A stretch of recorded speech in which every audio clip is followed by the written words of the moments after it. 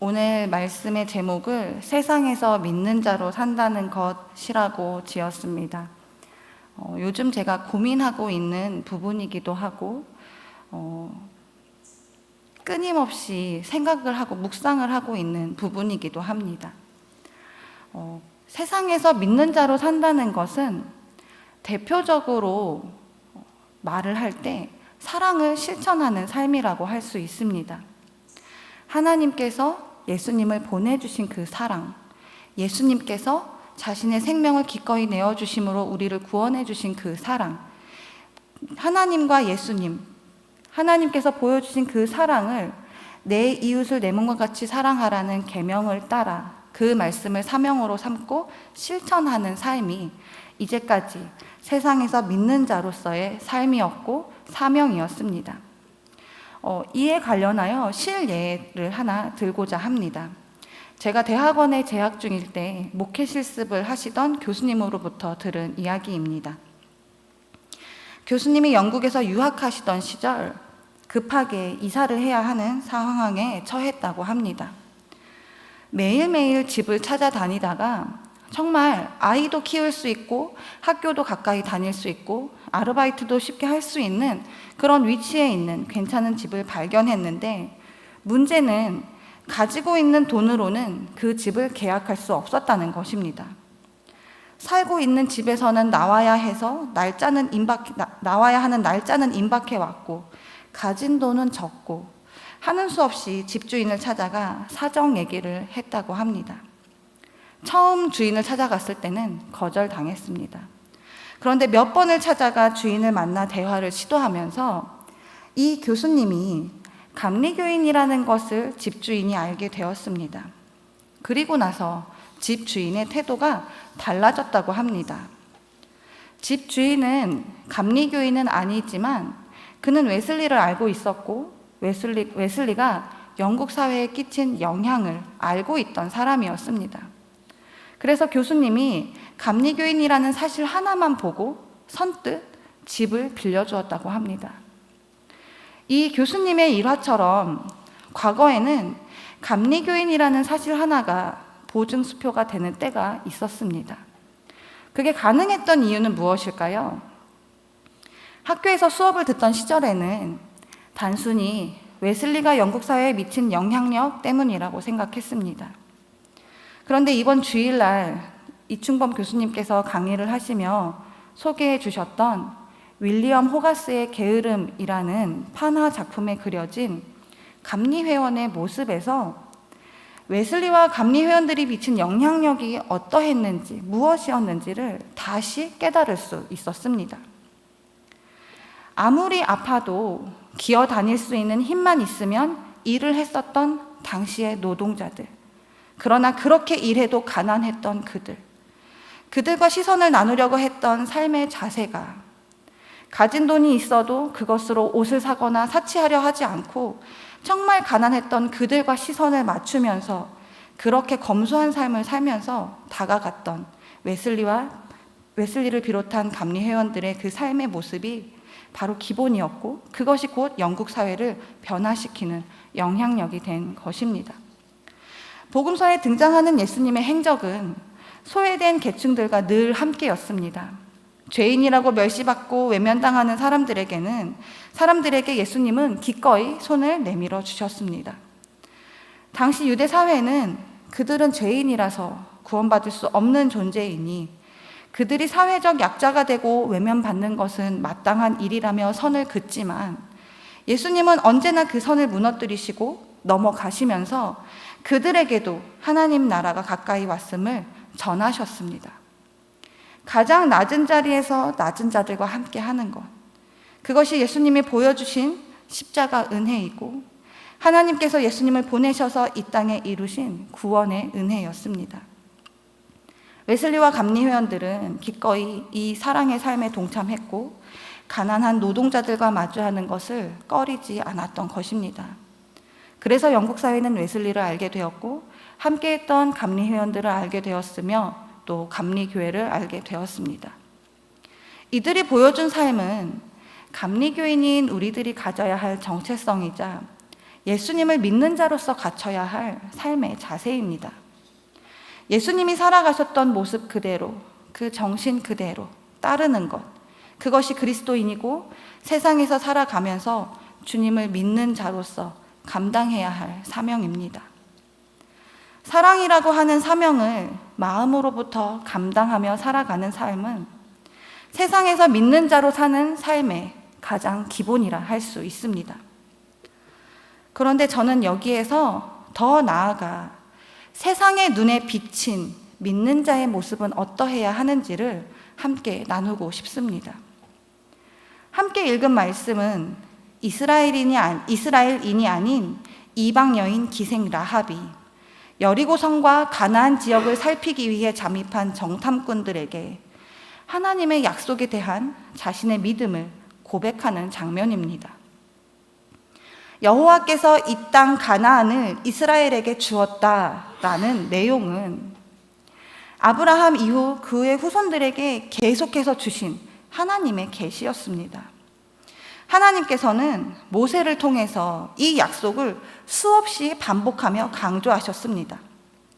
그러나 가나안 땅을 허락하셨다는 이 약속은 오히려 이스라엘 백성들에게 있어서 하나님을 믿고 확신하는데 자주 실패하게 했던 주제였습니다. 가데스 바네아에서 가나안 땅을 정탐했을 때 여호수아와 갈렙 두 사람을 제외하고 모든 이스라엘이 무너졌던 것이 바로 그 증거입니다. 그들은 스스로를 가나안에 사는 아낙 자손들의 밥이라 여겼고 메뚜기라고 생각했으며 자신들은 전쟁에 죽고 처자식은 포로가 되어 비참한 삶을 살게 될 것이라는 부정적인 생각에서 끝끝내 벗어나지 못했던 것입니다.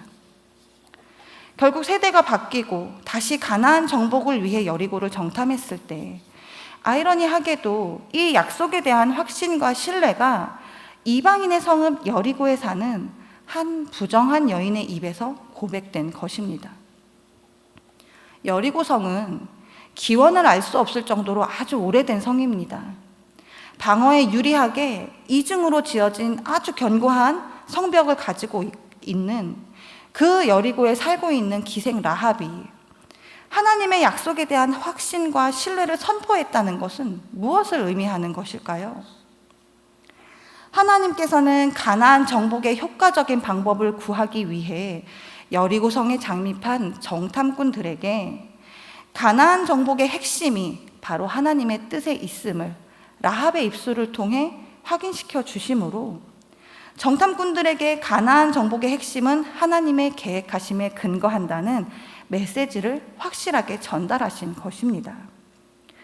하나님의 계획은 이스라엘로 하여금 가나안을 정복하게 하는 것이라는 메시지를 전달받은 정탐꾼들은 더 이상 가나안의 뛰어난 무기와 방어술에 거대한 아낙 자손에 두려워하지 않았습니다. 오히려 그들은 본진으로 돌아가 요단강을 건널 준비를 했고 가나안 정복을 위한 첫 전쟁으로 여리고성을 정복하기 위한 준비를 했습니다.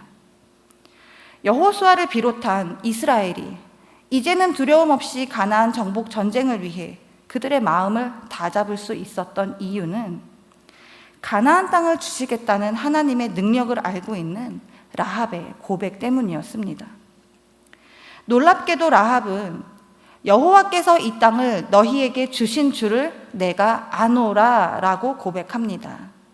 여기에서 알다를 의미하는 원어 야다는 감각기관을 통해 얻은 지식이나 선과 악을 분별하는 능력, 더 나아가서 남녀의 성적인 관계를 통해 아는 것까지 포괄하는 폭넓은 의미를 가지고 있습니다.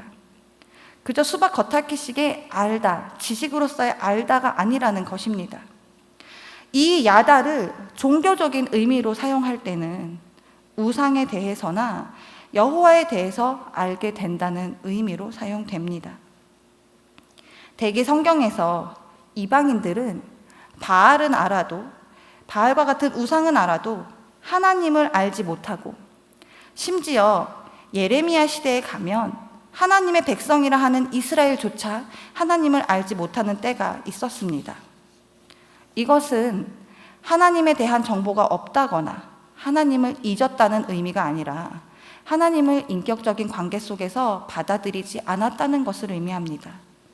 그런데 라합의 고백은 여호와의 약속을 들었다고 고백하지 않고 아노라라고 말하면서 이방인임에도 불구하고 자신이 살고 있는 여리고성을 포함한 모든 가나안 땅을 하나님 여호와께서 이스라엘에게 주셨다는 약속에 대한 확신을 고백하고 있는 것입니다. 이런 라합의 고백을 들었으니 이스라엘 입장에서는 가나안의 두려운 요소들 때문에 정복 전쟁을 망설일 이유가 하나도 없는 것입니다. 그렇게 그들이 하나님의 약속을 신뢰하고 확신했을 때 그들은 범람하는 요단강을 마른 땅으로 건넜고 인간의 상식으로는 이해할 수 없는 방법으로 여리고성을 정복할 수 있었습니다. 그런데 이때에 이런 이스라엘의 모습을 가나안 족속들은 어떻게 바라보고 있었을까요? 라합의 고백에 이어 9절은 가나안 족속들이 이스라엘을 어떻게 생각하고 있는지를 자세하게 설명하고 있습니다.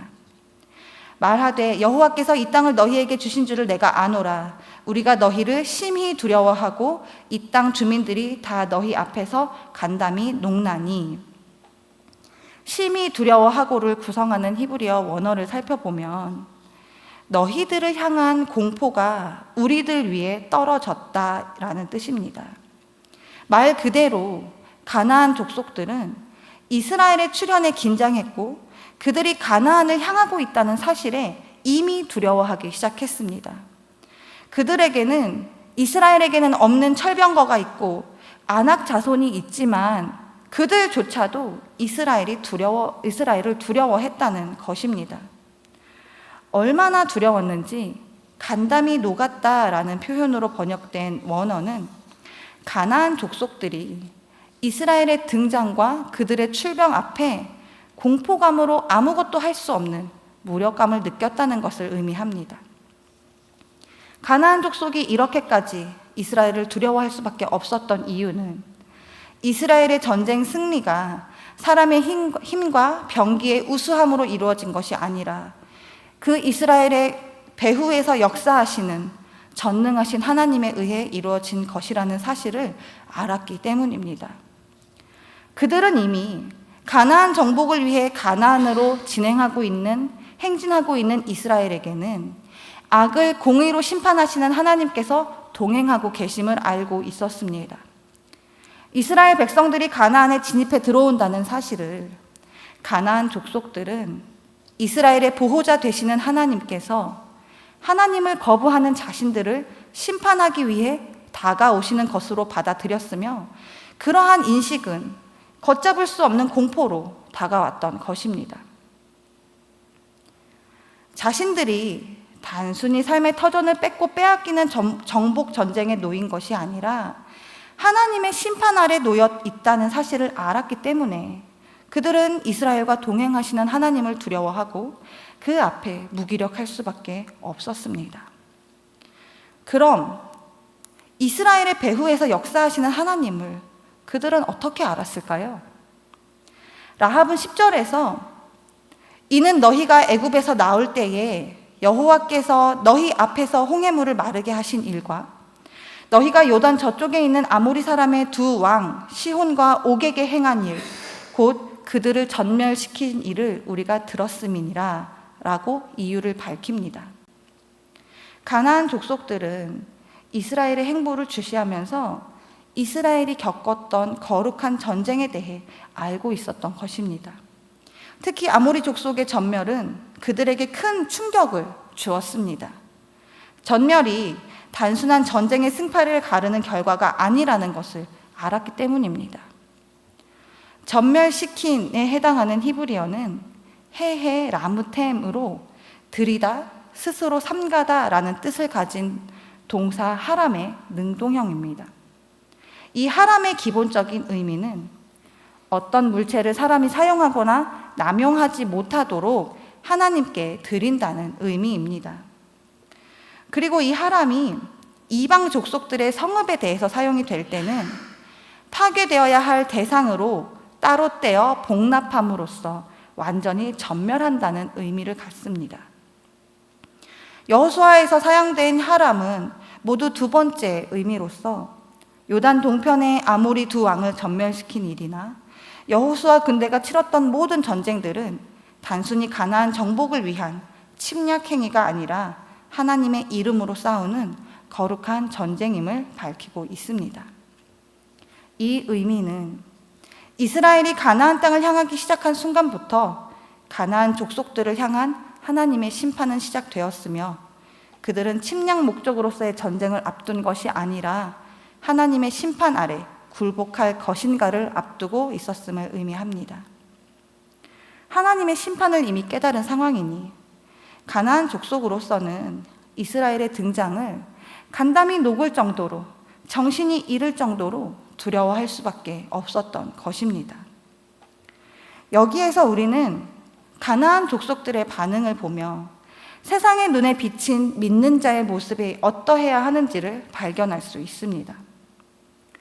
가나안 족속의 눈에 비친 하나님의 백성 이스라엘은 그들과 함께 하시는 하나님 때문에 두렵게 보였습니다. 이미 세상을 심판하신 하나님이 함께 하신다는 것을 알았기 때문입니다. 우리는 세상의 눈에 착하고 선한 이미지만을 보이려 합니다. 그래야만 한다고 생각합니다. 세상도 선하고 아무 이유 없이 베푸는 사랑을 교회에 요구합니다. 너희들이 말하는 사랑이 이런 것이 아니냐며 조롱하고 비난할 때도 있습니다. 그런데 우리가 믿는 자로서 세상에 보여주어야 할 모습은 사랑만 있는 것이 아닙니다.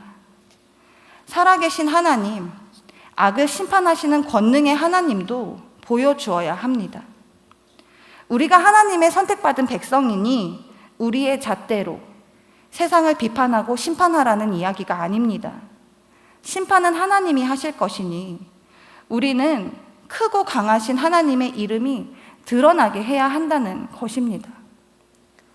코로나가 터졌을 때 교회 문을 닫아야 하느냐 말아야 하느냐는 문제가 저희 03학번 동기들 사이에서 있었습니다.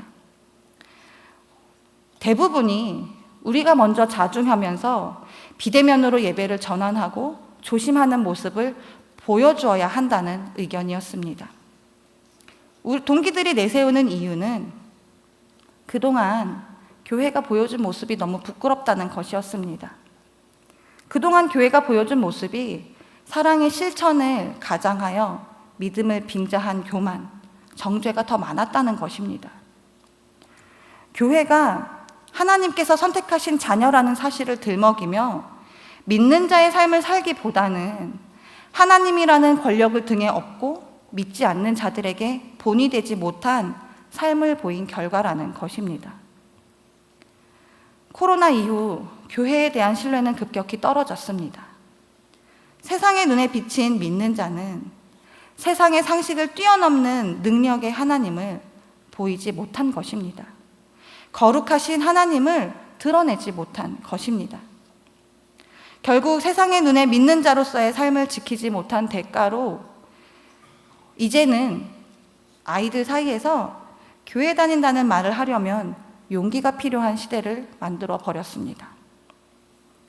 우리가 세상과 다른 이유는 어떤 상황 가운데서도 하나님을 믿는 믿음으로 나아갈 수 있는 하나님의 자녀들이기 때문입니다. 계획한 일이 있다 하여도 하나님이 막으신다면 그 길에서 벗어날 수 있어야 한다는 것을 알고 있는 하나님의 통치를 받는 하나님의 백성들이기 때문입니다. 세상과 믿는 자의 차이는 하나님의 심판 앞에 회개하느냐 회개하지 않느냐의 차이도 있습니다. 가나안 족속들은 하나님의 심판이 그들에게 임할 것을 알았지만 이스라엘 앞에 항복하지 않았습니다. 그들은 분명 이스라엘이 하나님의 도구로 사용되는 것을 알았으나 오히려 그들과 맞서는 선택을 했습니다. 그런데 그런 와중에 라합은 어땠습니까? 라합은 하나님의 도구로 사용되는 이스라엘을 알아보았습니다. 하나님의 약속을 확신하고 신뢰하고 있었습니다. 그래서 정탐꾼들에게 자신과 자신의 가족들의 구원을 요청했습니다. 하나님이 두려웠기 때문에 정탐꾼들을 보호해 주는 것으로 가나안 족속의 일원에 속해 있는 동안 지었던 죄로부터 자신의 삶을 돌이켰던 것입니다. 하나님을 믿는 자는 하나님을 두려워하는 자입니다. 하나님의 심판 앞에 멸망할 수 있음을 바로 알고 죄로부터 돌이킬 수 있는 자입니다. 세상에 하나님의 함께하심을 과감히 드러낼 수 있는 자입니다. 그런 모습을 보면서 세상은 조롱할 수도 있습니다. 먹고 사는 게 중요하지, 믿음을 지키는 것이 중요하냐라고 비웃을 수도 있습니다. 하지만 회개하며 돌아서는 하나님을 믿는 자는 삶으로 하나님이 살아계심을 하나님이 살아계심을, 그리고 그 하나님이 역사하고 계심을 믿음으로 고백하며 살아내는 자입니다. 이제 우리는 세상 가운데 우리가 믿는 자라는 사실을 증명해 보이기 위해 사랑을 실천하는 것 외에도 세상이 우리를 볼 때 크고 강하신 하나님을 볼 수 있도록 해야 합니다. 영적 전쟁에서의 승리, 그것이 세상 가운데서 믿는 자로 살아가는 것입니다. 그 영적 전쟁은 우리가 주님을 따라갈 때, 주님의 이름을 부끄럽게 하지 않을 때 승리할 수 있습니다. 매 순간 놓여져 있는 그 영적 전쟁에서 위기도 있습니다. 넘어질 때도 있고 패할 것 같은 위기에 놓일 순간도 분명 있습니다. 그러나 하나님께서 우리와 함께 하시는데, 하나님께서 우리와 함께 하시니 결국에는 우리는 그 영적 전쟁에서 승리할 수 있는 것입니다. 승리만 할 수 있는 것입니다. 우리에게 처한 모든 영적 전쟁에서 승리함으로 이 세상 가운데 성도들이 믿는 하나님이, 교회가 전하는 하나님이 어떤 분이신지를 당당히 보여주는 저와 성도님들이 되시기를 간절히 소망합니다.